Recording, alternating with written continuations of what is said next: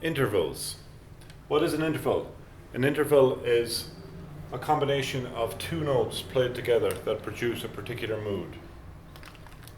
You're going to learn how to notate. Notate means to write. And you're going to learn how to read intervals. If I write a treble clef like that, that tells me the values of the lines and spaces. It tells me that a note here is an E note. The pitch of that note is an E. If I have a bass clef, if I have a note on the same line of the bass clef, the value of that is a G. Extremely important to remember.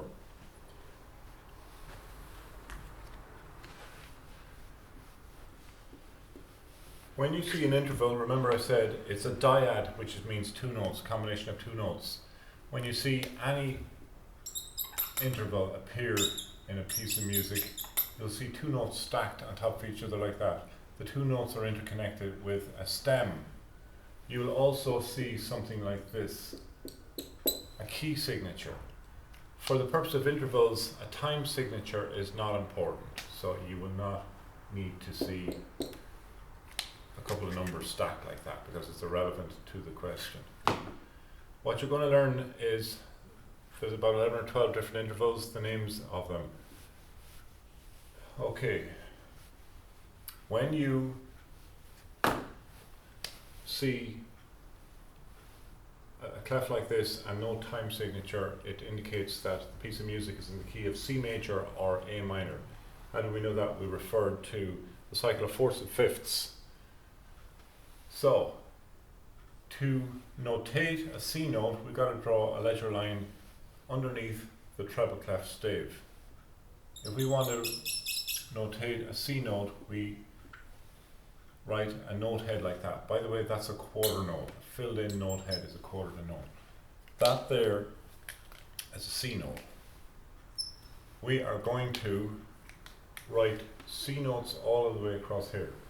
The C note is going to be the root note of the interval. In other words, the first note, and then what we're doing is we're harmonizing with the C note, and we're going to harmonize with the C note 11 or 12 times. And each one of those harmonies, those two note intervals, is going to have a different name. When we press middle C on our piano keyboard, this is how we notate middle C. We call that middle C.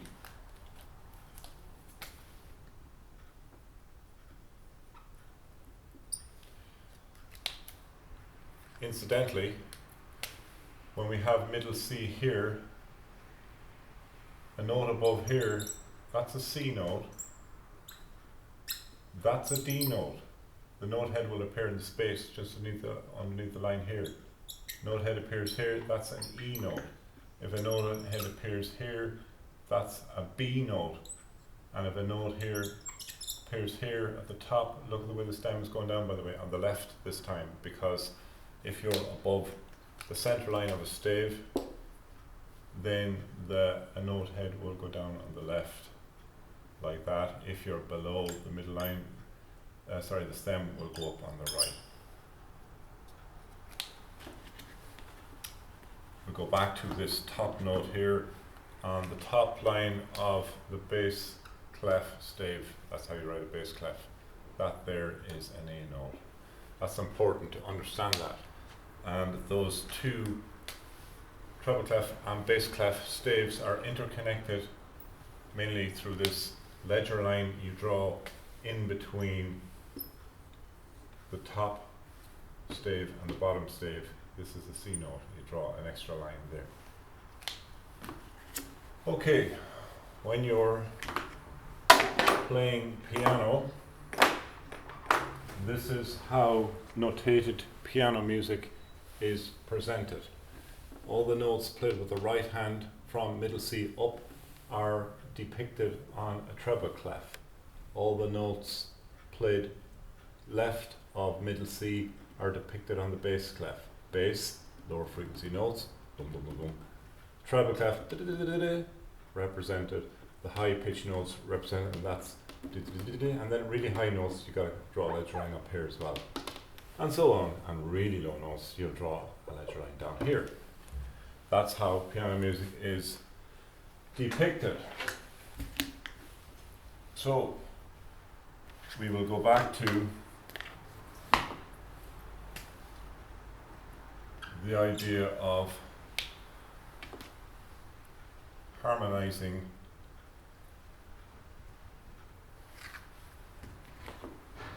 a middle C note. What we're going to do is we're going to first focus on the happy sounding intervals, which tend to be called major blah blah blah or perfect blah blah blah. For example, a perfect unison, a perfect fourth, perfect fifth, and perfect octave. They all sound happy. Major second, major third, major sixth, and major seventh all sound happy, those intervals. You'll hear the sound of these as well. So we'll start with what's known as perfect, the perfect intervals. This is just something you're going to have to remember and learn. Perfect intervals. So there are 4 you're going to have to learn. Now, this one is not that important. It's called a perfect unison.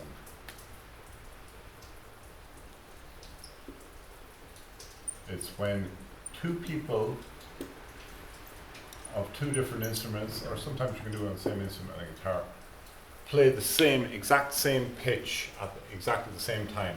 Unison means if one person goes and the other person sings at exactly the same time, that's unison.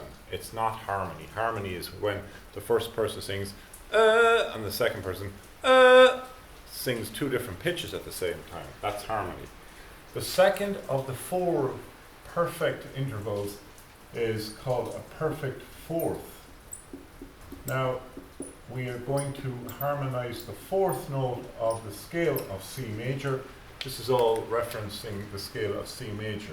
So again, we will put our C here and we will come up to the 4th here. 1, 2, 3, 4. We'll put it here. When you're counting where to place the top note, you treat the C, the first root note, as number 1. So we go 1, the space above is 2, the line here is 3, the space above is 4. That's why we place the note head here. So that's how you would notate a perfect fourth in the key of C major. All of these, I am creating intervals in the key of C major because C is our root note. C, C, it'll be C all across. So a perfect fifth, then, on page 55 of your manuals, you will see a box at the top, and the box at the top contains the 4 perfect intervals. So now again, we'll create our C root note, and we'll go a fifth above that is here, which is a G.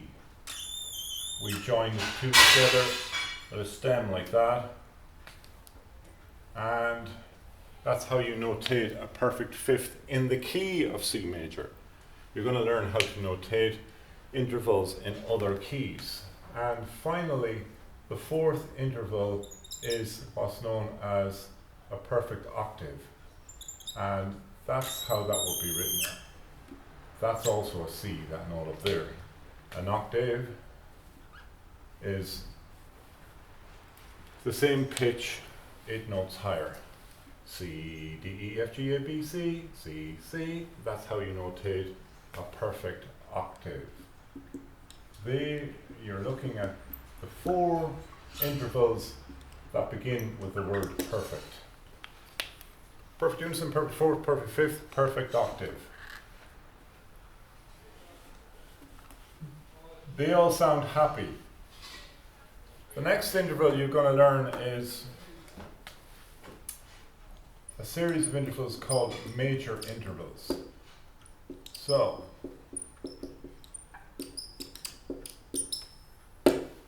you have, again, your C root note.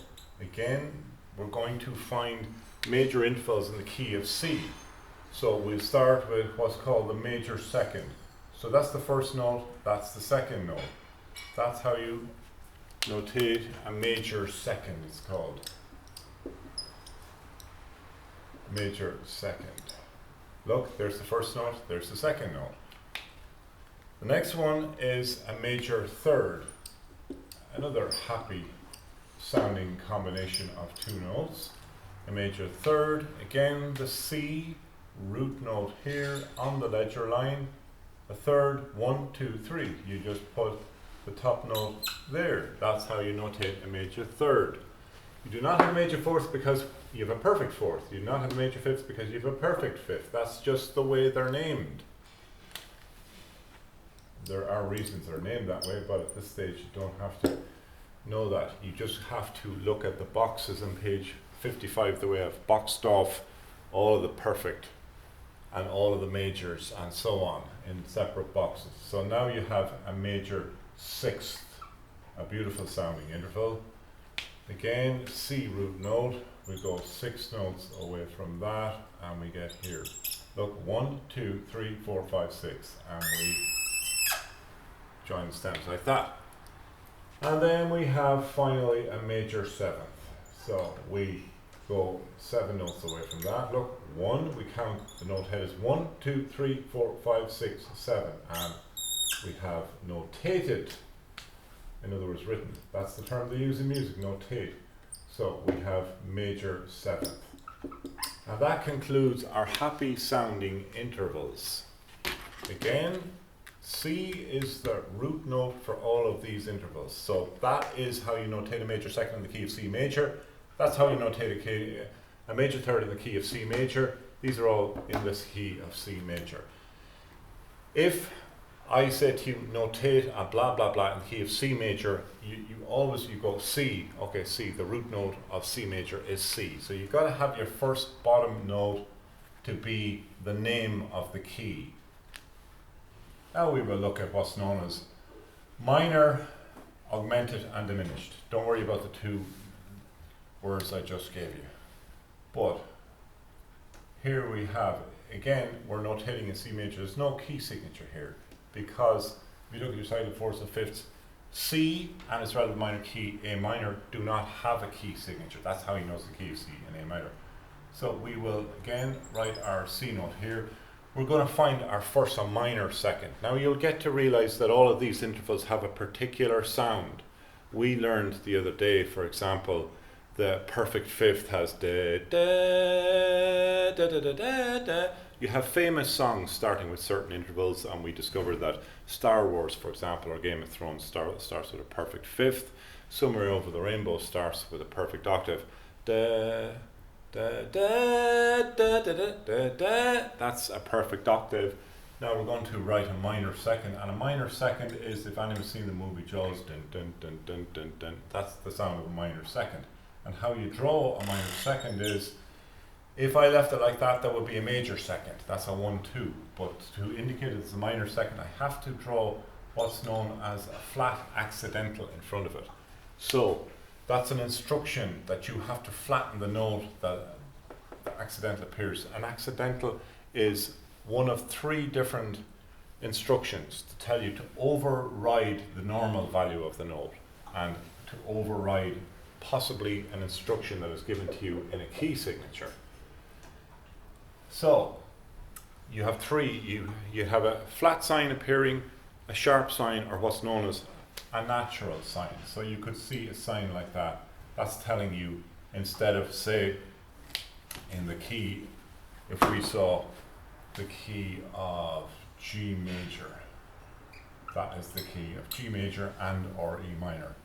If you saw a note head appear here, normally you say to yourself, okay, there's an instruction here telling me that this is normally an F, but we have to turn it into an F sharp. That's the value of that black note will be an F sharp, not an F, because the sharp is telling you to sharpen the F note. But what if we were playing in a particular piece of music where it had an F, not an F sharp, that appears in the key of G major? Well then, beside the note head here, we would put a natural sign. That's telling me to play a natural F, not as originally instructed an F sharp. So they are the 3 accidentals that appear, the 3 instructions that you may see beside an individual note on a stave. Now, what I just notated there was a minor interval. So that's a minor second that you're looking at there in the key of C major. So we're looking at minor intervals now, and what's known as diminished and augmented. That's a minor second. Let's look at a minor third. You'll notice that beside all the minor something or other, you're going to see an accidental appear. And we just place the third, 1, 2, 3, place this note here and put a flat beside it, because it's not a major third, it's a minor third. If I didn't have that flat symbol in front of it, it would be a major third. So that's how you notate a minor third in the key of C major. Our next one is a minor sixth. You might say, oh, why isn't there a minor fifth? Why isn't there a minor? They're all good questions. I'll explain in a second. You're just going to have to play these so often that you remember them. A minor sixth, same thing, we count 6 notes away. 1, 2, 3, 4, 1, 2, 3, 4, 5, 6. And that's how you notate a minor sixth. And if it was me, I'd check a third time. 1, 2, 3, 4, 5, 6. And of course, if I left it like that, then you're looking at a major sixth. But we don't want a major sixth, we want a minor sixth. So you'll see at the top of page 55, you'll see it starts off with all of the majors and the perfects, and they have no accidental beside the top note. And then you'll see the second half of the stave at the top of page 55. You'll see an accidental beside all of the minor somethings, the diminished or the augmented somethings. Okay, so finally of the minors we have what's known as a minor seventh. And a minor seventh, just do the same thing. Minor seventh in the key of C major. So we will just place the seventh note there and put a flat symbol beside it. If we didn't put the flat accidental symbol beside it, it would be a major seventh, but that's a minor seventh. That's how you notate all of the minor intervals. Now we will look at two unusual intervals. They're called an augmented fourth and a diminished fifth. Augment means to increase something, diminish means to decrease something. So we will look at an augmented fourth in the key of C major. Augment means to increase, augmented fourth. There's only one note that you do it, and we look at what's known as a diminished fifth. These have a particular sound. So what? They're all mood creators. All intervals are mood creators. When I played an augmented fifth and I asked people, what does it sound like? One particular person said it sounds eerie. I thought it was a perfect description. Diminished sounds slightly off, slightly dissonant. Major sixth sounds, the word someone came back with me was nostalgic. Perfect fifth sounds powerful. That's why it's the start of the Star Wars theme, Game of Thrones. You can create moods with intervals.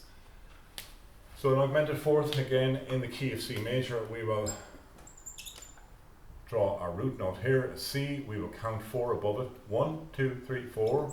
Now, it's an augmented fourth. Augment means to increase, so we'll put a sharp symbol beside it. It's the only interval where you'll put a sharp accidental beside it.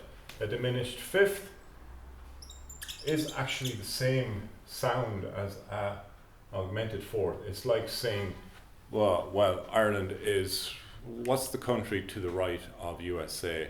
It's the same as saying, what's the country to the left of the UK? The answer is Ireland in both cases. It's just a different way of referencing it. So the diminished fifth, we count in C major, count 1, 2, 3, 4, 5. And this time it's diminished, or decreased divided by, so we put a flat symbol there. And that's how you notate. But I could say to you, notate a major sixth in the key of D major. So what do? You've got to start off by putting the D major key here. I said, and now it's D major, so you've got to find the D note. The D note is down here. So if it's in notating in the key of D major, you've got to use D as your root note. And I said, say for example, a major sixth in D major. I'm giving you examples because you could well get asked this kind of thing in the exam. A major sixth in the key of D major.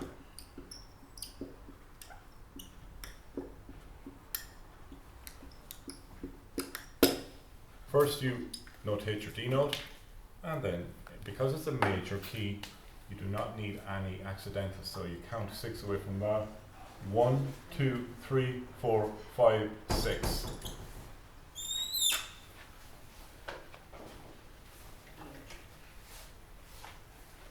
So, you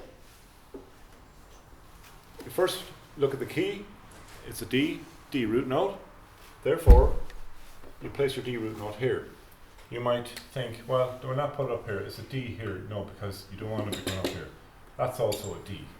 Pick the lowest pitched root note you can. And I'll give you 2 more examples. Say, Neda, give me an example, please. Ask me to notate a particular interval in a particular key, please. Minor 7th in A flat. Okay, minor 7th in A flat. So you reach for your cycle 4ths and 5ths, and it tells you that the key signature is as follows. Look, battle, ends, and down. So you've indicated the correct key signature. So now I must find my A flat root note, and it's here.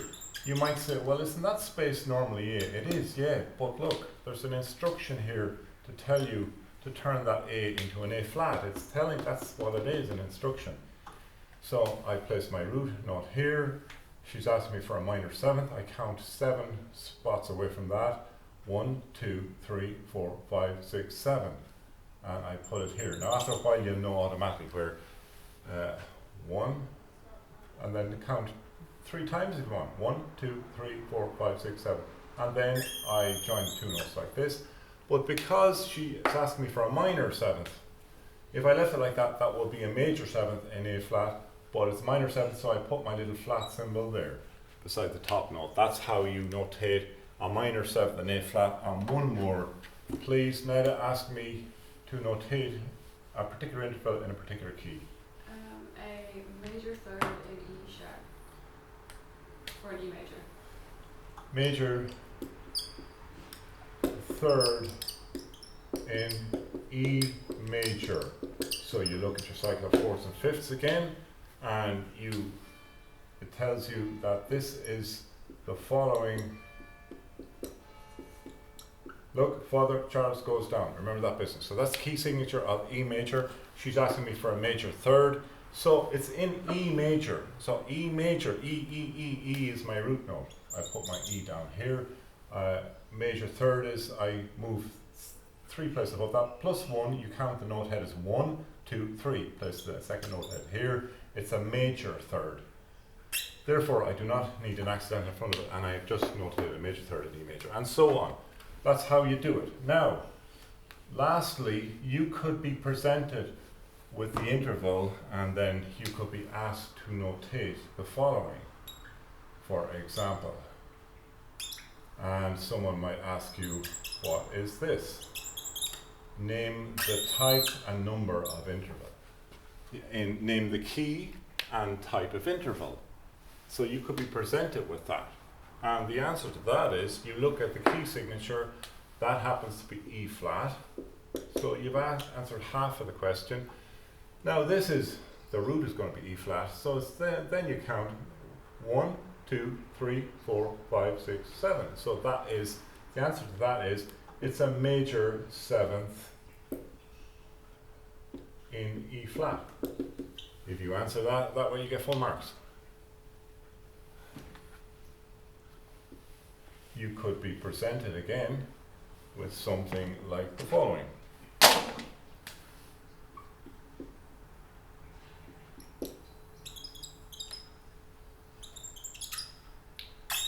What would that be? Well, you look at the key signature and you say to yourself, okay, that's the key signature for either D major or B minor, both.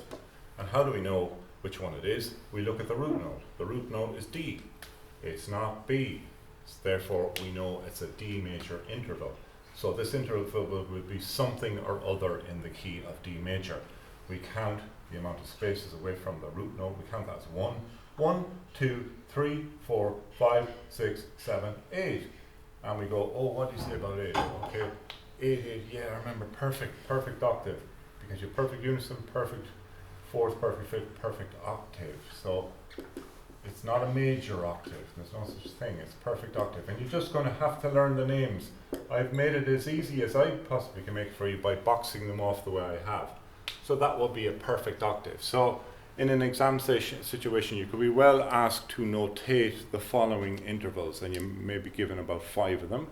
And then the second question, you might be presented with 5 notated intervals, and you have to identify the key and type and name of the interval. And that's it.